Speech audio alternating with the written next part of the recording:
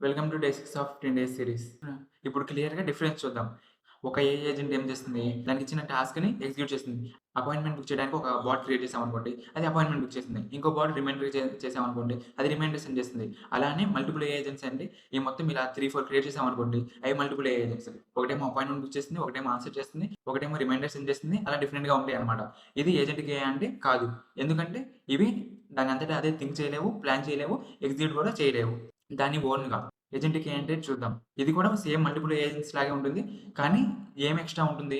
That can plan, make decisions and take actions automatically. అంటే ఏం user input లేకుండా, ఏం లేకుండా అది దాని అంతటా అది ప్లాన్ చేయగలదు, డెసిషన్స్ తీసుకోగలదు అండ్ డెసిషన్ తీసుకున్న వాటిని ఎగ్జిక్యూట్ కూడా చేయగలదు. ఎవరి ఇన్‌స్ట్రక్షన్ లేకుండానే. అంటే ఎగ్జాంపుల్ ఏంటి? ఒక పేషెంట్ అపాయింట్‌మెంట్ బుక్ చేసుకొని క్లినిక్‌కి రాలేదనుకోండి. ఇది ఆటోమేటిక్‌గా రిమైండర్ సెండ్ చేస్తుంది. దాని తర్వాత అపాయింట్‌మెంట్‌ని రీషెడ్యూల్ చేసేస్తుంది. డాక్టర్ క్యాలెండర్‌ని కూడా అప్డేట్ చేస్తుంది. అండ్ ఆల్సో వాళ్ళకి ఫాలో అప్ కూడా పంపిస్తుందనమాట. ఈ స్లాట్స్ అనేవి అవైలబుల్‌గా ఉన్నాయి. మీరు దీంట్లో ఏదైనా బుక్ చేసుకోవచ్చు అని అలా చేస్తుందనమాట. అదేం చేసింది? అది థింక్ చేసి ప్లాన్ చేసింది. రాలేదు కదా! ఇప్పుడు ఏం చేయాలి? రీషెడ్యూల్ చేయాలి, రిమైండర్ పంపియాలి, డాక్టర్ క్యాలెండర్‌లో అప్డేట్ చేయాలి. ఇలా డిఫరెంట్ సినారియోస్ అయితే క్రియేట్ చేసుకొని, ప్లాన్ చేసుకొని ఏం చేయాలో తర్వాత మొత్తం ఎగ్జిక్యూట్ చేసేసిందనమాట. ఇలా ఏజెంట్‌కి అయితే వర్క్ అవుతుంది.